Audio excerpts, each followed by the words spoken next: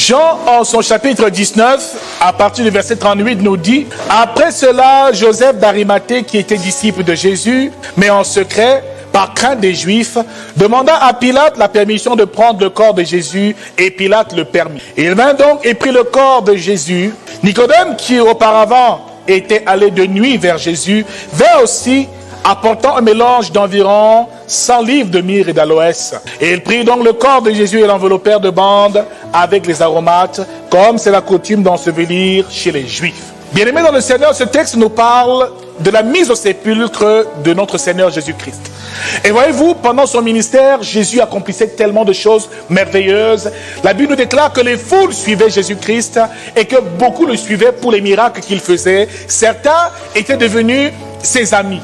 La Bible nous fait comprendre ici qu'il avait plusieurs catégories d'amis. Dans Jean chapitre 6 verset 26, il dit: vous me suivez non parce que vous avez vu des miracles, mais parce que vous avez mangé du pain et vous avez été rassasiés. Donc certains suivaient Jésus simplement pour la nourriture, pour l'eau, pour le ventre, pour le pain et pour le poisson. C'est peut-être le cas de certains chrétiens. D'autres le suivaient pour les miracles et les prodiges qu'il accomplissait, mais certains étaient ses véritables disciples.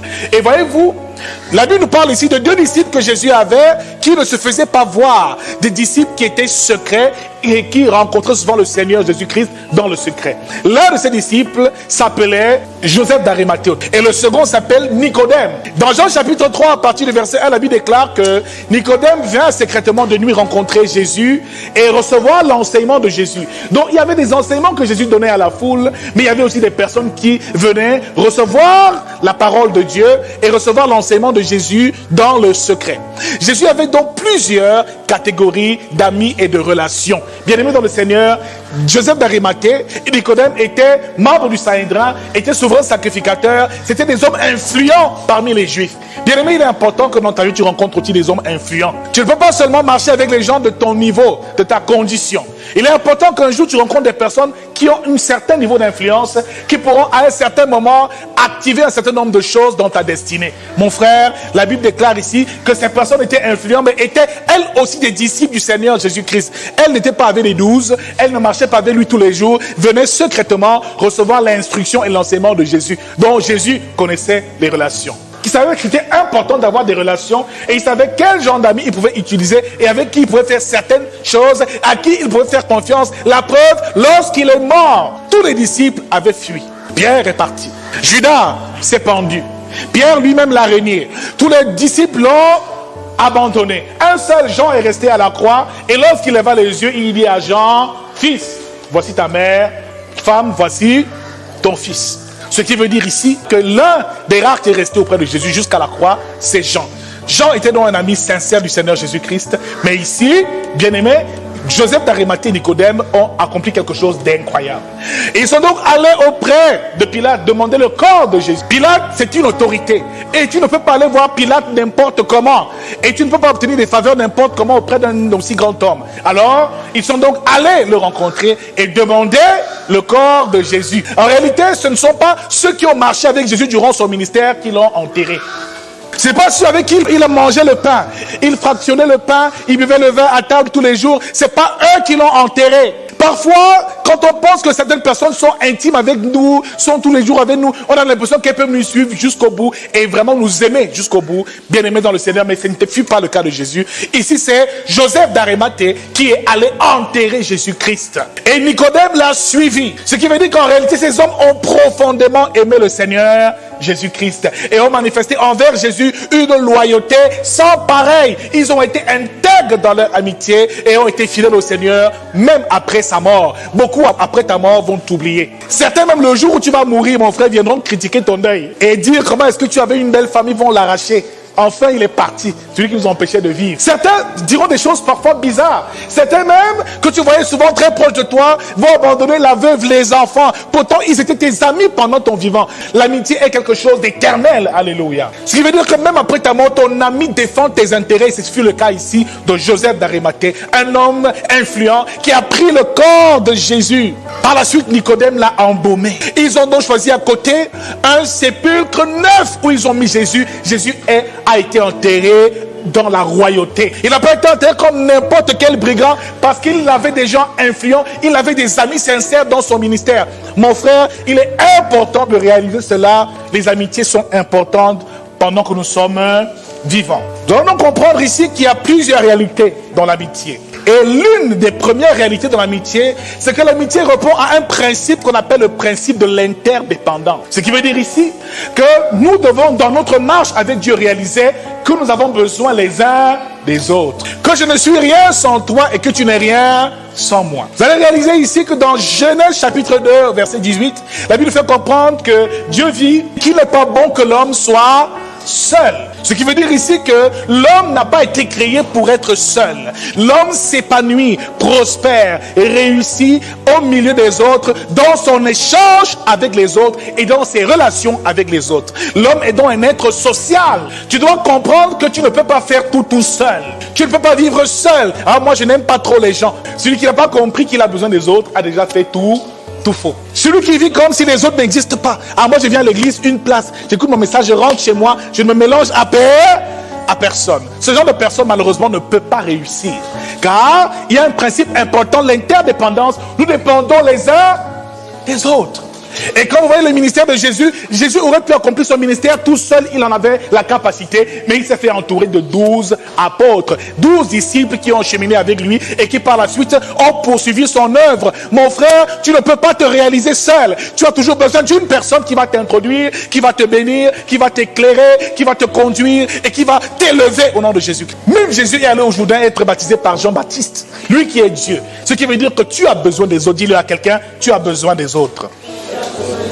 Ainsi, dans Exode chapitre 18, au verset 21, Jéthro au désert rencontre Moïse et lui dit: prends les hommes les plus intègres du peuple et divise-les en groupes de 1000, de 100, de 50 et de 10, et qu'on ne porte qu'à toi les affaires les plus importantes, sinon tu vas t'épuiser au désert.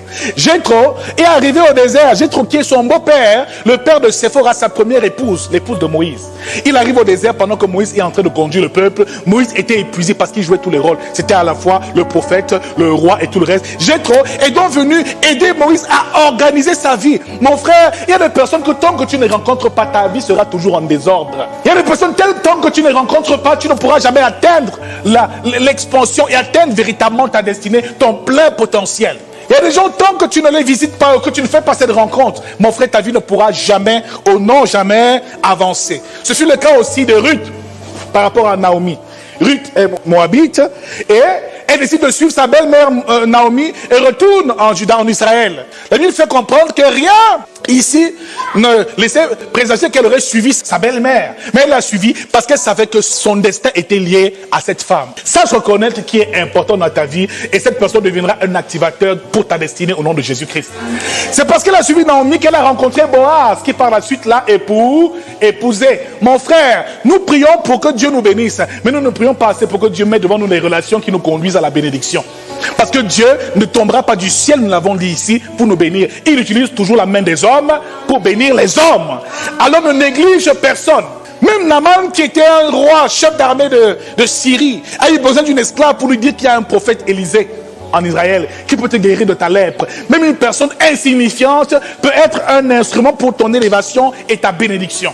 Alors dans la vie, ne néglige personne et sache te faire des relations. Dis-le à quelqu'un, sache te faire des relations. Ah, moi je suis comme ça, hein. Je n'aime pas trop les gens. Hein. J'aime être seul dans mon coin. Tu ne me cherches pas, je ne te cherche. Tu ne sais pas qu'en allant visiter quelqu'un, il peut te mettre en connexion avec quelqu'un. Tu fais tout dans ton coin. Alors tu passes ton temps seulement à prier à l'église, à déranger le pasteur dans les jeûnes et les prières. Mais tu ne sors pas, tu ne rencontres jamais personne et tu n'entretiens pas tes relations. Mon frère, il est important d'entretenir des relations et c'est parce que Jésus avait de bonnes relations avec ces hommes qu'ils ont pu l'enterrer dignement. David avait besoin de Jonathan. La Bible fait comprendre que Jonathan prévenait David à chaque fois que son père Saül voulait le tuer. Ce qui veut dire que dans la mission de David, Jonathan était une pièce maîtresse, était une personne importante. Il y a des hommes qui t'aimeront seulement pour ce que tu es et non pour ce que tu as. Sache choisir tes amis. Tu peux ne pas choisir tes frères et sœurs parce que vous êtes nés dans la même maison. Et nous l'avons dit ici, nous pouvons être frères et sœurs sans être amis. Nous pouvons être mari et femme sans être amis. Donc l'amitié, c'est bien au-delà même des relations de sang. Ici, c'est une connexion divine dont il est question. La première réalité, bien aimée dans le Seigneur, c'est le principe de l'interdépendance. Et c'est pour ça que Dieu nous dit, là où 2 ou 3 sont réunis en mon nom, je suis au milieu d'eux. Parce que lorsque nous sommes 2 et 3, à ce moment-là, Dieu intervient et nous pouvons contraindre même Dieu à descendre. Comme ce fut pour la tour de Babel dans Genèse chapitre 11. La Bible déclare que les hommes ont voulu toucher le ciel, atteindre le royaume de Dieu. Ils ont construit une tour aussi grande possible. Et là où Dieu s'est rendu compte que ces hommes, s'ils sont unis, s'ils sont forts, ils peuvent toucher le ciel au nom de Jésus-Christ. Ils peuvent accomplir des choses incroyables s'ils sont unis. Bien aimé, l'homme est appelé à vivre avec les autres. Sinon, ça ne sert à rien d'aller à l'école. Sinon, ça ne sert à rien d'aller à l'hôpital. Parce que ce sera toujours un homme qui va te soigner. Bien aimé, l'homme a besoin d'autres personnes qui vont le soutenir. Proverbe 27, au verset 17 nous dit, tout comme le fer aiguise le fer, l'homme s'aiguise au contact de son prochain. Ecclésiaste chapitre 4, verset 9 nous le dit aussi, deux valent mieux qu'un parce qu'ils retirent un bon salaire de leur travail.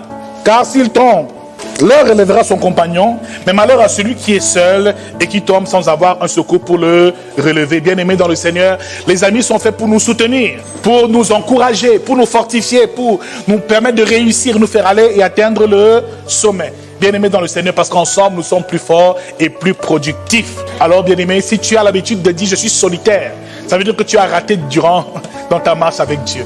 On ne peut pas se faire tout seul. On a besoin d'être en communauté, dans l'assemblée. Et là, il déclare aussi que nous sommes tous membres du corps de Christ. Et 1 Corinthiens, en ce chapitre 12, nous parle aussi de cela. Nous sommes tous membres du corps de Christ au verset 27. Membres du corps de Christ, chacun pour sa part. Donc, nous sommes indispensables et le plus petit membre a de la valeur. La deuxième réalité dont il est question ici, après cela, c'est qu'il faut que tu réalises aussi quelque chose de très important. Celui numéro 2, qu'il sait s'entourer, a de meilleures chances de réussir. Ce qui veut dire que ta réussite ou ton échec sont déterminés par les relations que tu te fais et que tu as tout autour de toi. Bien aimé, il y a des personnes qui malheureusement ont échoué parce qu'elles ont un jour de leur vie rencontré la mauvaise personne. La sœur était jeune, belle, avec un avenir brillant. Elle rencontre un homme et sa vie est totalement détruite. Elle l'épouse et par la suite c'est la catastrophe. Il lui fait des enfants, elle tombe malade, il finit par l'abandonner et elle meurt dans la souffrance. Mon frère, il y a des relations qui peuvent totalement te détruire. Bien aimé, si tu ne sais pas te faire des relations et veiller sur ton entourage, ceux qui t'entourent, mon frère, sache que c'est d'eux que viendra ton élévation ou même ta chute. Cela est très important. Alors sache sélectionner tes amis. Dis-le à quelqu'un, sache sélectionner tes relations. Sache sélectionner tes relations. La plupart des échecs proviennent de ces relations-là. Tu vois un ami qui te rencontre, oh c'est mon ami, il commence à t'induire en erreur, par la suite, la police vous attrape dans des business tordus, et là tu te retrouves en prison parce que tu as rencontré la mauvaise personne. Mon frère, la plupart du temps, nous sommes dans le désespoir et la souffrance parce que nous avons eu le malheur de rencontrer les mauvaises personnes. Je déclare que toute fausse amie et toute mauvaise personne quittera ta vie au nom de Jésus. Que toute personne qui n'a pas de place dans ta vie, comme Aaron, est entré dans la mission de Moïse, pourtant Dieu ne l'avait pas prévu. Aaron a causé beaucoup de problèmes au ministère de Moïse. C'est lui qui fabrique le veau d'or. C'est lui qui dans Nombre 12 murmure avec Marie. Aaron était une plaie, était une épine au départ au pied de Moïse. Parce que bien aimé, nous faisons entrer n'importe qui dans notre existence et cela par la suite entraîne la souffrance. Bien aimé, fais attention aux choix que tu fais. Chaque fois, le choix doit être pensé. Chaque relation doit être étudiée. Ne rencontre pas quelqu'un et tu le fais entrer dans ta vie n'importe comment, étudie-le et discerne, découvre quel est réellement les désirs de son cœur et le plan caché de son cœur, s'il vient vers toi avec un cœur pur ou s'il vient pour te détruire. Bien-aimé, tout est lié à nos rencontres. Troisième réalité, l'amitié est éternelle. Nous avons dit tout à l'heure que l'amitié ne se limite pas seulement à la vie quand nous sommes vivants. Et même après notre mort, l'amitié subsiste et demeure. C'est pour ça que David a dit, y a-t-il encore un fils de Jonathan après la mort de Jonathan? Et on lui dit qu'il y a Méphibosheth, un des fils de Jonathan qui vit encore. Il dit, tant que je vivrai, tu seras à table, tu mangeras à la table du roi à cause de ton père Jonathan. Bien-aimé, celui qui a été ton ami, même après ta mort, veille sur tes intérêts et cette relation reste à jamais et elle est éternelle au nom de Jésus-Christ. L'amitié nous emmène jusque dans l'éternité. Quatrième réalité, un vrai ami, généralement, est négligé. Nous aimons souvent aller vers des personnes qui nous font souffrir. Et nous négligeons généralement les véritables personnes qui nous aiment profondément. Que ce soit une personne pauvre ou riche, en santé ou malade. Mais généralement, les véritables amis ne font pas beaucoup de bruit.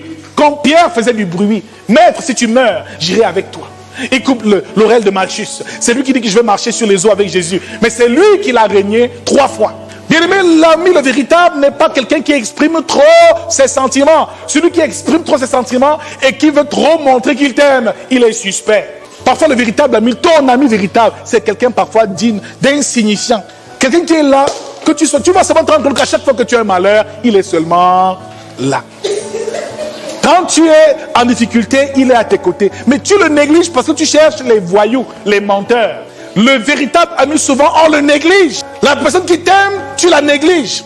Quand un homme vient te voir humblement, il dit qu'il t'aime, il veut t'épouser, tu le regardes, mais c'est pas un gars qui est trop expressif, il est bizarre. Moi, ça ne me dit rien. Mais tu aimes la bouche des menteurs. C'est quand il va te mentir que tu vas dire oui, je te suis. Et malheureusement, le véritable ami est négligé. Regarde quelqu'un dit lui, un véritable ami est souvent négligé. Il ne sonne pas de la trompette. Et tu vois comment les gens se comportaient dans le ministère de Jésus. On n'entendait même pas parler de lui. On n'en avait que pour Pierre. Pierre était partout. Il dit, je serai pourvu une occasion de chute. Il dit, non, tu ne seras pas, Seigneur. Même si pour eux, tu seras une occasion de chute, pas pour... Je te suivrai où tu iras. Même à la mort, je vais te suivre. C'est lui qui l'a régné.